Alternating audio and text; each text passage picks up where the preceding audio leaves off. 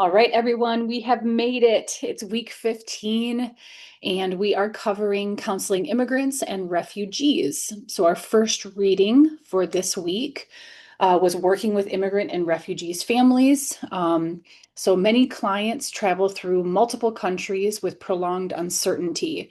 They face racism, economic precarity, and housing stress, yet bring remarkable resilience. So, our job is to resist pathologizing and keep strengths and context in focus. Migration disrupts attachment bonds internally and relationally. Families can lose language fluency, status, rituals, and extended support. Separation brings grief, survivor, and collective guilt amplify anxiety and mistrust. So, we want to name these losses explicitly and normalize mixed emotions. When we see depression or anxiety, we frame it through acculturation and bicultural development. What roles are shifting? Where is loyalty torn? Elders may lose wisdom bearer status. Youth behavior may be trauma signaling rather than willful defiance. Oops. Yeah, okay, sorry. Our stance is humble witnessing. We can't be insiders, but we can listen for meaning, name structural forces, and connect families to concrete supports. Keep reassessing cultural fit between family, therapist, and host society. Start by mapping pre-migration, events, separations, and who decided what. Many children immigrate apart from parents. Grief can hide under anger or irritability. Even non-violent departures entail deep loss, things like friends, neighborhoods, routines. After arrival, grief continues. Invite home language expression.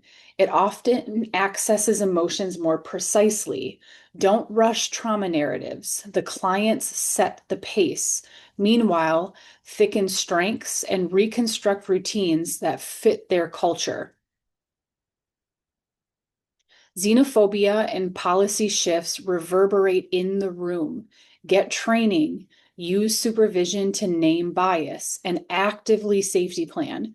If you're an immigrant clinician, anticipate triggers and build community supports ahead of time.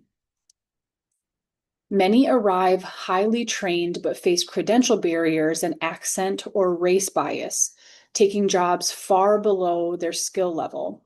Validate these losses, map retraining or licensing pathways, write supportive letters, connect to legal aid, and recruit community mentors. Shift from right, wrong to law here, values there. Teach the law respectfully without shaming identity.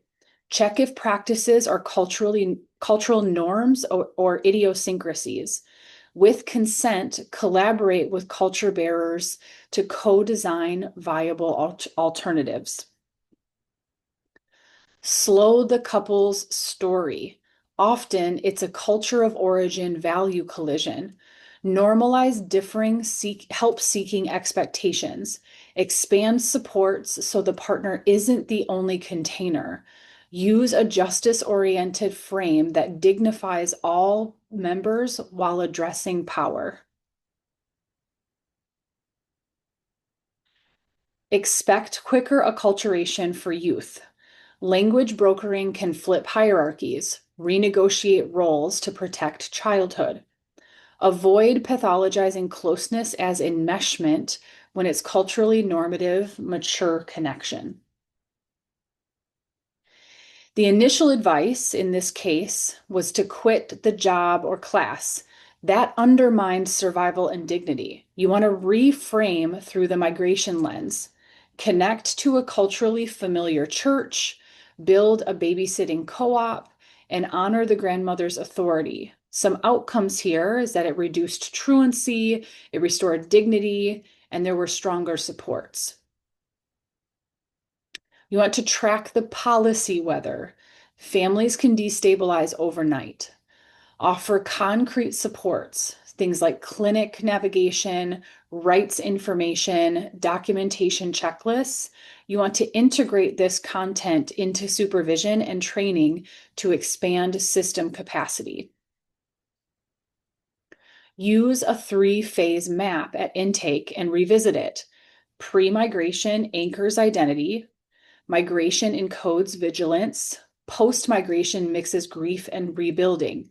This keeps us context attached and strength oriented. At the micro level, you want to protect language and dignity and pace trauma work. At the meso level, you want to connect concrete scaffolds. At the macro level, you want to advocate within your scope and keep your own learning and peer support active. You want to make reflection on bias and xenophobia routine. Immigrant clinicians, you want to set safety plans for policy shocks. You want boundaries, consultation, and rest. They're not indulgences, they're ethical requirements. So this chapter closes with the same message as how it began, to hold strength and context together. You want to go at the family's pace and keep designing systems from intake to advocacy that protect dignity. All right, our next reading was I didn't understand their system and I didn't know what to do. Migrant parents' experiences of mandated therapy for their children. So we're going to unpack a phenomenological study of migrant parents whose children were mandated into therapy by schools or courts. The authors interviewed 8 parents and distilled 4 core experiences: discrimination and devaluation, accelerated acculturation via forced system contact, the centrality of provider cultural sensitivity, and unexpected opportunities for skill building and relationship repair. So you want to keep 2 anchors in mind. Who counts as migrant in this paper, and the special power dynamics of mandated services, goals set by outsiders, not families. That shapes tone, engagement, and meaning making from minute 1. Rather than counting variables, phenomenology asks, what is it like from the inside? The team bracketed assumptions, chunked transcripts into meaning units, then synthesized invariant themes with checks for credibility. So treat these as experience near truths that travel well into clinical rooms. The heterogeneity of this sample matters. We're not reading the Korean story or the refugee story. We're tracing recurring relational processes across varied contexts. Parents described micro and macroaggressions that they then turned inward. So they doubted their competence, and this also collapsed their agency. Notice how quickly service becomes surveillance when culture and language are mismet.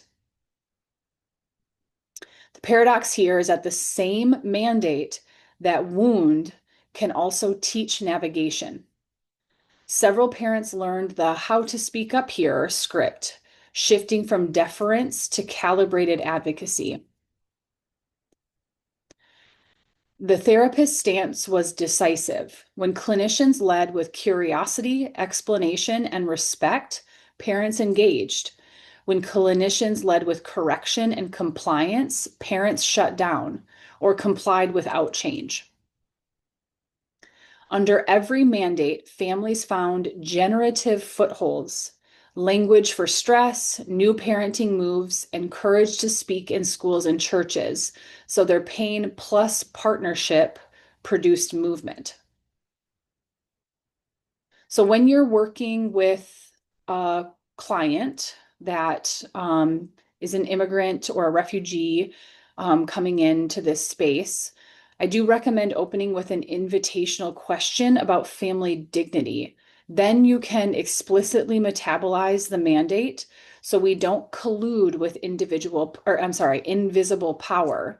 From here, You can co-create culturally syntonic alternatives and coach concrete system steps.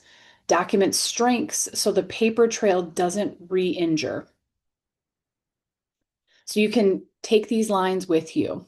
They lower shame, they keep culture at the center, and convert rules into collaborative problem solving. So you can ask questions like, what would a respectful child look like in your tradition? Let's build from that picture. In this country, the law says X. Let's translate your values into strategies that fit the law and your culture. Would it help if I join your next school meeting as a support or role play it now? You also want to swap non-compliance for not yet culturally translated. Skills stick when they're nested in identity and dignity. All right, I think our final reading of the week, our final reading of the class. So this is Laura's work that talks about practical moves for refugee and immigrant families who've experienced war, displacement, and chronic stress. So the North Star here is to strengthen the parent-child relationship while restoring development using low-cost, repeatable activities. Our success measure is simple. Do children seek comfort, praise, and co-play from their caregivers more often by the end than from us? So if they sought it more from you at the beginning of therapy, are they seeking it more now from their caregivers? If so, great. Okay, so you want to think of 4 pillars: motor, cognition, language, and attachment. Trauma tells kids, be still, be silent, don't draw attention. This is anti-developmental. You'll see avoidant exploration, hypervigilance, short frustration windows, and inconsistent bids to caregivers. So our antidote here is short, safe, coached exploration cycles that end with predictable caregiver praise over and over until the nervous system updates its expectations. So some micro observations that you can name out loud. So you can say things like, I see you trying a new step. Mom noticed too. You looked at dad when it got tricky. Great checking in. A way you can troubleshoot here, if a child freezes, you want to lower the motor demand. So like a 2-second sequence, one object to increase caregiver narration. Child-only services can send the message, helpers soothe, parents watch. That erodes attachment and increases parental shame. Lure argues our sessions must create easy caregiver wins so the child reassociates comfort, play, and mastery with the parent. So some language you can use to reroute attention. If a child seeks you, you might say, let's show mama how you did that. Mama, can you be the cheer captain? So let's say a parent's hanging back, you might say something, would you be our coach voice? Kids do better with your voice than mine. So to re-engage parents. All right, so think library. Lend simple items. Give a 90-second coaching tip. Schedule an exchange. Found materials are fine. Things like bowls, scarves, sticks. And the success here is when parents feel resourceful and keep play going outside of session. So like a little coaching formula here. You want to name the target. So we're practicing finger strength. You want to show a one-step version, pinch, drop. The caregiver does it once, you narrate, and then they succeed at it. The child joins, you start to fade, the caregiver narrates, and then you leave a cue card. So 2 to 3 minutes, 1 to 2 times a day, praise the try. So that's like their homework for the week. You want to position parents as the source of comfort, coaching, and celebration. We're the prompters, not the protagonists. Externalize the problem. The worries make play tricky, and internalize the competence. Your voice steadies him. Some guardrails that you can put into place. You never hand a toy directly to the child if the parent's hands are free. Pass through the caregiver. You want to praise caregiver moves twice as often as child outcomes. So every activity should do one developmental thing and one relational thing. You can pick from pretend, these are things like phones, puppets, house. So the goals here is narrative plus roles. Blocks or build, you can use blocks, sticks, stones. So here you're working on balance and problem solving. Skill, things like balls, rolling, rattles. Here you're working on reciprocity and turn taking. Express through things like puppets or stuffies. This is working on buffered feelings with caregivers listening. Engage, things like seesaws, simple games. You're working on share, trade, reciprocate. So some materials that you can post, bowls, cups, tape, paper, markers, string, scarves, cardboard, stones, sticks, a few balls, dish soap for bubbles. These are all things that are low cost that you can have at your disposal in your office. So you want to track micro gains session to session. So in developmental, you want you want longer motor sequence, more words or gestures, object permanence, and simple counting.